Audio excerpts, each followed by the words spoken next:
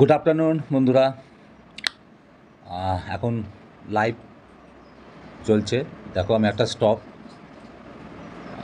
উইপ্রো, এই স্টকটা আমি ওপেন করে রেখে দিয়েছি, চার্টটা ওপেন করে রেখেছি ডেলি টাইম ফ্রেমে। তো এখন বাজে 1:51, লাইভ মার্কেটে চলছে। বন্ধুরা, অনেকদিন ধরে আমি ইন্ট্রাডে করছিলাম, তো অনেকেই বলছেন, আমার দর্শক বন্ধুদের মধ্যে কেউ কেউ বলছেন যে দাদা কোনো স্টকের ওপর কিছু অ্যানালিসিস করুন। আপনি কি করতে, আপনি হলে কিভাবে করবেন, কোথায় সেল ধরবেন, কোথায় বাই করবেন, টার্গেট কী হবে। তো আজকে গতকাল থেকে আমি দুটো স্টককে ফলো করছিলাম কয়েকটা দিন ধরে। তা ভাবছিলাম যে এবারে ডেলিভারিতে কাজ করব, তো 2-3টে স্টক খুঁজে দেখা যাক। তো সেই কারণে দুটো স্টক আমার পছন্দ হয়েছে, যার চার্ট দুটো সত্যি খুব সুন্দর লাগছে। প্রথমে একটা চার্ট হচ্ছে উইপ্রো, এই দেখতে পাচ্ছেন বন্ধুরা, উইপ্রোর চার্টটা আমি খুলেছি, ডেলি টাইম ফ্রেমেতে দেখতে পাচ্ছেন। মোটামুটি আমি যা অ্যানালিসিস করার আমার করে নিয়েছি। এবার দেখতে হবে যে আমার সেট আপ কী বলে না বলে কী হয়। তো চলুন বন্ধুরা, ভিডিওতে আসার আগে একটা ছোট্ট অনুরোধ আপনাদের করে দিই। আর ভিডিওটাকে অবশ্যই লাইক করে দেবেন একটা, আর যারা নতুন আসেন তারা অবশ্যই চ্যানেলটাকে সাবস্ক্রাইব করে দেবেন। তো শুরু করা যাক। দেখুন একটা জিনিস, এই যে উইপ্রো স্টকটা আমি চুজ করেছি কেন, কারণটা কি? কারণটা হচ্ছে এই যে লাইনটা টেনেছি না প্রতিবার, যেটা আমি প্রত্যেকটা ভিডিওতে আমি আপনাদের বলি না, যে লাস্ট যে লোটা হবে সেই লোটা হচ্ছে আমার এসএল। এই দেখেন এই লো মেরেছিল উইপ্রো লাস্ট 227 টাকা, আপাতত এইটার লো ছিল, এটা আমি আমার এসএল ধরেছি। ওকে, এবার একটা জিনিস দেখুন, আমি কিন্তু একটু বড় টাইম ফ্রেমে দেখছি, যেহেতু ডেলিভারিতে কাজ করবো বলে ঠিক করেছি। এবার দেখুন এখান থেকে এই লেভেল থেকে উঠতে উঠতে উঠতে উঠতে দেখুন এইখানে এসে এই যে ক্যানেলটা দেখছেন 8 তারিখ সম্ভবত, 8ই এপ্রিল, দেখেছেন এই লেভেলটাতে দেখুন রেজিস্ট্যান্স নিচে ক্লোজ করেছে, আবার ওখান থেকে নিচে চলে এসছে, নিচে এসে আবার ওপরে গেছে, গিয়ে দেখুন আবার এই যে এই লেভেলটাকেই দেখুন 248 টাকা 31 পয়সা, এই লেভেলটাকেই কী করেছে, রেজিস্ট্যান্স নিচে চলে এসছে, আবার ওপরে নিচে এসছে, আবার দেখুন উপরে গেছে, এবার এর কাছাকাছি গেছে, আবার একটু নিচে এসেছে, আবার ওঠার চেষ্টা করেছে, আবার এই সামান্য একটু দেখুন নিচে থেকে আবার চলে এসছে, লেভেলের নিচে থেকে আবার চলে এসছে, দিয়ে আবার উঠে এবার কিন্তু ব্রেকআউট করেছিল। ঠিক আছে, 12ই মে ব্রেকআউট করেছিল। যেই 12ই মে ব্রেকআউট করেছে, আমি কি বলেছি যে আমি কীভাবে ট্রেড করি, ফার্স্ট ব্রেকআউটে আমি কিন্তু এন্ট্রি নিই না। হ্যাঁ, তো আমার ব্রেকআউট করেছে, ক্লোজ করেছে, এবং আমি অপেক্ষা করছিলাম কখন স্টকটা নিচের দিকে আসবে। ঠিক আছে, নিচের দিকে এসে এই লেভেলটাকে, ব্রেকআউট লেভেলটাকে ও আবার রিটেস্ট করবে, কিংবা এর আশপাশ থেকে মানে লেভেলটাকে যদি টাচ নাও করে, এর আশপাশ এসে কাছাকাছি এসে আবার উপরের দিকে উঠে যাবে, কিংবা দেখা গেল তো এই লেভেলটাকে ব্রেকডাউন করে একটু নিচে এসে ও আবার উপরের দিকে যাবে। 3টে জিনিসই হতে পারে। ঠিক আছে, তা আমি দেখুন ওপর থেকে এসে ওপরে প্রথমে ব্রেকআউট দিয়ে ক্লোজ করলো, তারপর নিচে এলো, এসে ব্রেকডাউন করে দিল, পরে এখান থেকে ঘুরে আবার ব্রেকআউট দিল। এই এখনই কিন্তু অ্যাকচুয়ালি এরপরে ওর যাওয়া উচিত ছিল, কিন্তু ও ওপরের দিকে আপসাইড মুভমেন্ট নিল না। তার ফলে কী হলো, আবার দেখুন দুটো ক্যান্ডেল করে নিচে এসে ক্লোজ করলো, পরের দিন দুটো ক্যান্ডেল দেখুন, এই সবুজ ক্যান্ডেলটা, এই লাল ক্যান্ডেলটা, ডেলি টাইম ফ্রেমে আমি কিন্তু দেখাচ্ছি এটা, দেখুন স্টে করার চেষ্টা করলো এই লেভেলের ওপর, কিন্তু আজকে ওর নিচেতেই খুললো। এই লেভেলের নিচেতেই কিন্তু গায়ে খুলে এখন নিচের দিকেই ট্রেড করছে। আমি কিন্তু আজ ওয়েট করছিলাম, জাস্ট কিছুক্ষণ আগে আমি বিট মেরে রেখেছিলাম, জাস্ট কিছুক্ষণ আগে এই লেভেলটাকেও টাচ করেছে, আমার বাই এন্ট্রি হয়ে গেছে। বেশি না, এই দেখুন এখন 2 টাকা 40 পয়সা লস দেখাচ্ছে আমার। ঠিক আছে, 2 টাকা 40, 2 টাকা 55 পয়সা লস দেখাচ্ছে। আমি আপনাদেরকে আমার অর্ডার বুকে নিয়ে এসেছি, দেখুন অর্ডার বুকটা দেখুন, দেখলেই বুঝবেন।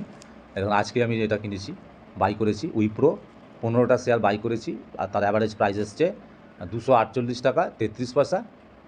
ঠিক আছে, 15খানা শেয়ার আমি কিনেছি। তো চলুন চার্টে যাই আবার। তা এবারে কী করব, এবার দেখুন এটা আমার বাই হয়ে গেছে, আমার আর এখানে কোনো অ্যানালিসিস করার কিছু নেই, আমি অ্যানালিসিস যা করার করেছি। হ্যাঁ, তবু বলে দিই, আরেকটু বলে দিই যে এরপরে আমি কী দেখেছিলাম। এই দেখুন এখান থেকে একটা ট্রেন্ড লাইন টেনে দিয়েছিলাম, এই দেখুন এই যে লোটা, এই লো থেকে, লো পয়েন্ট থেকে, আর এই যে দেখছেন লোটা মেরেছিল, এই লোটাকে নিয়ে আমি একটা ট্রেন্ড লাইন টেনেছিলাম। এই দেখুন মোটামুটি বোঝাই যাচ্ছে ও যদি নামেও আর একটু নিচে যদি আসে, তাহলে এই ট্রেন্ড লাইনটাকেই যদি এখান থেকে নিচে আসে, তো এই ট্রেন্ড লাইনটাকেই ও কিন্তু সাপোর্ট নিতে পারে। তাহলে আমার কিন্তু, আমি এখানেও এসএল ধরতে পারতাম, কিন্তু আমি তো ডেলিভারিতে নিচ্ছি, হয় 7 দিন, 5 দিন, 7 দিন, 15 দিন, 1 মাস, 1.5 মাস, ম্যাক্সিমাম 3 মাস পর্যন্ত আমি ওয়েট করব। এই স্টকটার জন্য আমি 3 মাস পর্যন্ত ওয়েট করব। আর তার মধ্যে যদি স্টকটা আমার টার্গেটে না পৌঁছায়, তাহলে আমি মোটামুটি স্টকটা থেকে বেরিয়ে যাব। লাভ হোক, লস হোক, যাই হোক বেরিয়ে যাব। তবে হ্যাঁ, সিচুয়েশান বুঝে, সিচুয়েশান যদি দেখি, চার্ট দেখে যদি মনে হয় যে না আরেকটু সময় নিলে, আরেকটু হোল্ড করলে স্টকটা যেতে পারে, আমার মানে সম্ভাবনা আছে, প্রবাবিলিটি, আমি কিন্তু প্রেডিকশান করছি না, প্রবাবিলিটি, সম্ভাবনা আছে, যেতে পারে, হয়তো আমার টার্গেটের আশপাশ যেতে পারে বা টার্গেটকে হিট করতে পারে। সিচুয়েশান যদি বুঝতে পারি, চার্ট পড়ে যদি মনে হয়, চার্ট দেখে যদি মনে হয়, তাহলে হোল্ড করব। আর তা না হলে আমি ওই পজিশান কাট করে দেবো। ঠিক আছে? এবার আপনারা বললেন 15 পিস শেয়ার কেন? না, 15টা এই জন্যই যে আমি এখন সব টেস্ট করছি। অর্থাৎ আমি যে সেটআপে কাজ করছি, যে প্রসেসকে আমি ফলো করছি, রুলস তো আলাদা জিনিস, রুলস তো একই থাকবে। কিন্তু যে সেটআপটাকে আমি ফলো করছি, যে প্রসেসের মাধ্যমে, সেই সেটআপটা কতটা অ্যাকুরেসি আমাকে দিচ্ছে সেটাকে দেখার জন্য, জানার জন্য, বোঝার জন্য আমাকে আগে কিছুদিন ট্রেড করতে হবে এবং কম রিস্ক নিয়ে। আমি রিস্ক যতটা কম নেবো, আমার লসও ততটা কম হবে। অবভিয়াসলি প্রফিট কম হবে। প্রফিট কম বেশিতে আমার কিচ্ছু যায় আসে না। আমি প্রফিটকে ফলো করি না, আমি প্রসেসকে ফলো করি। যে প্রসেসে আমি কাজ করছি, যে সেটআপের উপর ভরসা করে আমি কাজ করছি, আমি সেই প্রসেসটা আমার ঠিক আছে কিনা, কতটা অ্যাকুরেসি আছে, সেটা জানার জন্য আমি প্রসেসকে ফলো করি, আমি ট্রেড করছি। তাই আমার লস যদি হয়, অল্প লস হবে, ছোটো লস হবে। আর যদি প্রফিট দেয় স্টক, তাহলে আমার প্রফিটই হবে, অল্পই হোক প্রফিট হবে, লস তো হবে না। আর লস যদিও হয়, তাহলে অল্প হবে, আমি আবার ফের ট্রেড নিতে পারবো। সুতরাং আমি এই জন্যই এটাকে, এই স্টকটা আমার খুব ভালো লেগেছে, এই চার্ট আমার খুব ভালো লেগেছে। হ্যাঁ, আমি যেটা বোঝালাম আপনাকে এতদিন ধরে, যতটা আমি বুঝেছি আমার তরফ থেকে। তো এটা কোনো বাই বা সেল রেকমেন্ডেশন নয়। আপনারা নিজেদের মতো করে আমার ভিডিও দেখে যদি ভালো লাগে, নিজেদের মতো করে অ্যানালিসিস করবেন, বা আপনাদের যদি কোনো কাউকে উপদেষ্টা থাকে তাদের থেকে তাদের সঙ্গে আলোচনা করে তবে আপনারা ট্রেড করবেন। ঠিক আছে? তো এই হলো এই স্টকটা। তো আমি এটাকে রেখে দেবো, আগে বললাম। এবার স্টপ লস কোথায় দেখিয়ে দিলাম, এই যে এটা আমার স্টপ লস, 227 টাকা 80 পয়সা হচ্ছে আমার স্টপ লস। আর আমার বাই হয়েছে 248 টাকা 31 পয়সা। ঠিক আছে? আমার বাই হয়েছে, মানে 20 টাকা করে, ধরুন 20 টাকা করে আমার এসএল আসছে। হ্যাঁ, টোটাল আমার 300 টাকার এসএল হবে, মানে এই রিস্ক আছে। আর আমি টার্গেটটা কোথায় করেছি, না ফার্স্ট টার্গেট আমি করেছি এইটা 286 টাকা 94 পয়সা, এটা আমার ফার্স্ট টার্গেট। এর একটু নিচে হলে, হ্যাঁ, বাফারিংয়ের জন্য আমি কিছু পয়সা বাদ দিয়ে দিই, ধরুন 286 টাকা, এই 286 টাকা তো আমি পেরিয়ে গেলাম। ঠিক আছে? হ্যাঁ, হতে পারে এখানে রেজিস্ট্যান্স নিতে পারে, এইখানে রেজিস্ট্যান্স নিতে পারে, এইখানে রেজিস্ট্যান্স নিতে পারে। রেজিস্ট্যান্স তো অনেক জায়গায় নিতে পারে, কিন্তু আমার তো সব দেখে চলবে না। আমার যেটা মনে হচ্ছে, যদি আপসাইড মুভমেন্ট দেয় স্টক, তাহলে আমার মনে হচ্ছে যে স্টকটা আমার টার্গেট পর্যন্ত যেতে পারে, প্রবাবিলিটি আছে। আমি কিন্তু কোনো প্রেডিকশান করছি না, এটা আমার অ্যানালিসিস। হ্যাঁ, চলুন তাহলে এই একটা স্টক মোটামুটি আমি দেখালাম আপনাদের যে আমি কীভাবে, কোথায় এন্ট্রি নিচ্ছি, কোথায় এসএল লাগিয়েছি, আমার টার্গেট কোথায় তাও দেখালাম আপনাদেরকে। দেখুন আমার টার্গেট 286 টাকা 94 পয়সা। যদি এই টার্গেটটাকেও হিট করে ওপরে যায়, তাহলে 323 টাকা 51 পয়সা, এটা হচ্ছে আমার সেকেন্ড টার্গেট। এটা আমার সেকেন্ড টার্গেট। তো দেখা যাক, কিছুদিন দেখা যাক কী হয়, তারপর দেখা যাবে। চলুন নেক্সট স্টকে যাই। একটা স্টক যেটা আমার খুব ভালো লেগেছে, দেখুন অলরেডি আমি দেখেছেন এক পিস মাত্র একটা শেয়ার আমি দেখুন বিট মেরে রেখে দিয়েছি। ঠিক আছে? আমি দেখুন বিট মেরে রেখে দিয়েছি, পেন্ডিং হয়ে আছে। দেখেছেন এই যে পেন্ডিং দেখাচ্ছে, মানে এখনও হয়নি। কেন হয়নি? না, 1288 টাকা 80 পয়সা আমার বিট মারা আছে। এখন মার্কেটে এখন বাজে কটা, না 2:01, এখন বাজে 2:01। মার্কেটে এখন এই ভোল্টাস, এই যে স্টকটা দেখছেন ভোল্টাস, এই ভোল্টাস স্টকটা 1249 টাকা 20 পয়সাতে ট্রেড করছে, মানে 1288 টাকা 80 পয়সা যতক্ষণ না ট্রিগার, মানে হিট করছে, আমার ট্রিগার হবে না। ঠিক আছে? বাই হবে না। সুতরাং অর্ডার প্লেস করা আছে, বাজারে ট্রিগার হয়নি। ওকে, মানে অর্ডার এখনও এক্সিকিউটেড হয়নি, তো মারা আছে। যদি আজকে হয়ে যায় তো অর্ডার এক্সিকিউটেড হয়ে যাবে। এই ভোল্টাসটা কেন এবার 80 ভোল্টাসটা আমি কেন ইন্টারেস্টেড, কেন এটাতে আমি ট্রেড নেওয়ার জন্য বিট মেরে রেখে দিচ্ছি। চলুন চার্টে যাই। দেখুন বন্ধুরা, এই ভোল্টাস স্টকটাতে চলে এলাম। দেখুন এই 4টে লাইন আমি টেনে ড্র করে রেখে দিচ্ছি। প্রথমে যেটা বারবার বলি, প্রত্যেকটা ভিডিওতে আমি বলি যে লাস্ট যে লোটা মারে, সেই লোতে আমি একটা লাইন ড্র করি। এই দেখুন হরিজেন্টাল লাইন টেনে দিচ্ছি, এই যে দেখতে পাচ্ছেন। এই দেখুন 1 ফেব্রুয়ারিতে লাস্ট এই লোটা মেরেছিল 1146 টাকা 20 পয়সা। ঠিক আছে? এই লোটা মেরেছিল। ডেলি টাইম ফ্রেমে দেখছি, এই দেখুন এইখানটা, এই যে দেখছেন, মোটামুটি এটাকে একটা রেজিস্ট্যান্স ধরা যায়, আমি পার্সেন্টেজ ওয়াইজ এবং কিছুটা বাফারিংয়ের জন্য আমি ধরুন এই যে 1239 থেকে 1288, মানে 40 টাকার যে ডিফারেন্সটা আমি রেখে দিয়েছি, আমি একটু ডিফারেন্স রেখে দিই। হ্যাঁ, এটা আমার নিজস্ব একটা অ্যানালিসিস, আমার প্রসেস, আমি সেই প্রসেসের মধ্যে কাজ করি। তো দেখুন এবার একটু বড় করি, দেখুন বারবার এই জায়গাটাতে দেখুন এই লেভেলটাকে সাপোর্ট নিয়েছে, এরকম প্রথমে এখান থেকে গ্যাপা মেরে ওপরে গিয়েছিলো, এটাকে সাপোর্ট নিচ্ছে, সাপোর্টটাকে ভেঙে নিচে এসে আবার দেখুন উপরে গেছে, আবার এখন সাপোর্ট নিচে, আবার নিচে এসে আবার উপরে চলে গেছে, গিয়ে আবার দেখুন উপর থেকে নিচে এসে সাপোর্ট নিচে নিয়ে আবার এটাকে রেজিস্ট্যান্স করেছে, আবার দেখুন এই লাল ক্যান্ডেলটা দেখুন আবার একে সাপোর্ট নিয়েছে, তারপরে এই দেখুন পরপর একটা দুটো তিনটে ক্যান্ডেল 3 দিন ধরে দেখুন এখানে সাপোর্ট নিয়েই গেছে, দেখেছেন সাপোর্ট নিয়েছে, নিয়ে আবার ওপরে উঠেছে, সেই গ্রিন ক্যান্ডেল করে ওপরে উঠেছে, ঠিক আছে, একটা লাল ক্যান্ডেল বড় ক্যান্ডেল করে নিচে উইক তৈরি করে আবার উপরে উঠে গেছে। সুতরাং এই যে লেভেলটা না, এই 1288 টাকা 80 পয়সা, আমার মনে হচ্ছে, এটা আমার মনে হচ্ছে, আমার অ্যানালিসিস করে মনে হচ্ছে যে এটা একটা স্ট্রং রেজিস্ট্যান্স লেভেল। অর্থাৎ যদি এই লেভেলটাকে পার করতে পারে, যদি এই লেভেলটাকে পার করতে পারে, তবু আরেকটু আমি ব্যাপারটা বুঝিয়ে দিই। দেখুন ওটা একদম ব্যাকে গিয়েছিলাম, ঠিক আছে, তারপর দেখুন ব্যাক থেকে আবার চলে যাবে, দেখুন এই ব্রেকআউট দিয়েছিল, নিচে এসে ব্রেক করে আবার দেখুন একে রেজিস্ট্যান্স নিয়েছে, নিয়ে একটু নিচে এসে আবার ব্রেকআউট দিয়েছে, মানে এই লেভেলটার কাছেই না অনেক দিন ধরে, অনেক সময় ধরে এই লেভেলটাকে ব্রেকআউট দিচ্ছে, একটু মুভমেন্ট দিচ্ছে, আবার ব্রেকডাউন করছে, আবার একটু মুভমেন্ট দিচ্ছে। তো আমার যেন কোথাও মনে হচ্ছে যে এ আবার একবার ব্রেকআউট দিতে পারে, ঠিক আছে। এই দেখুন কতবার এখানে দেখুন কনসলিডেশন করেছে, এই দেখুন এই বড় লাল ক্যান্ডেলটা দেখুন রেজিস্ট্যান্স নিয়েছে, আবার দেখুন একটা সাইড ওয়েজের মতো দেখাচ্ছে, এটা ঠিক সাইড ওয়েজ তো বটেই, কিন্তু আবার দেখুন কনসলিডেশন করছে, মানে একই লেভেলের সঙ্গে কনসলিডেশন করছে। আমার কোথায় যেন মনে হচ্ছে এ আবার বেঁকে ব্রেকআউট দিতে পারে, ঠিক আছে, সম্ভাবনা আছে, আমি কিন্তু প্রেডিক্ট করছি না কিছু, সম্ভাবনা আছে এ আবার ব্রেকআউট দিতে পারে। এইবার যদি ও ব্রেকআউট দেয় আমি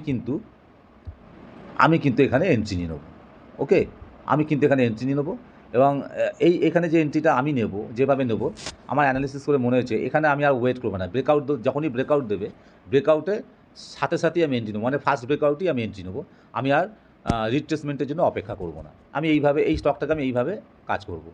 হ্যাঁ, এটা আমার নিজস্ব অ্যানালিসিস, আমার ধারণা, আমি এইভাবেই করতে চাইছি।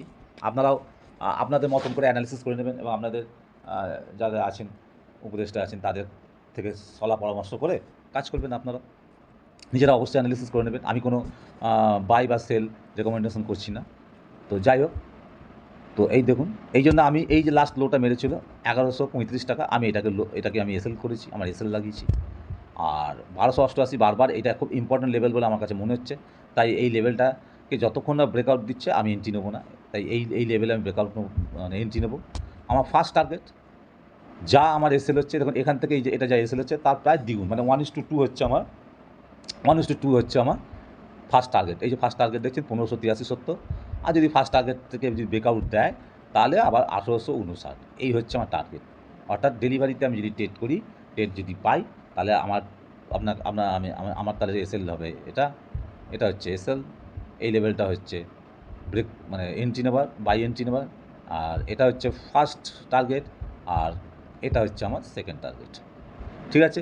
এই হচ্ছে মেন ব্যাপার, আর কিচ্ছু না, এর মধ্যে আর কিচ্ছু নেই, আমি হাতে গোড়া কিচ্ছু মানে অ্যাপ্লাই করিনি, সেরকম কোনো টেকনিক্যাল কিচ্ছু না, জাস্ট যেটা আমি যতটুকু শিখেছি তার উপর ডিপেন্ড করে, কোনো নয়েসের ব্যাপার নেই, কোনো নিউজ শোনার ব্যাপার নেই, আমি চার্ট দেখেছি, চার্ট দেখে পড়ে আমার যা মনে হয়েছে আমি তাই ভাবছি, আমি সেইভাবে ট্রেড নেব।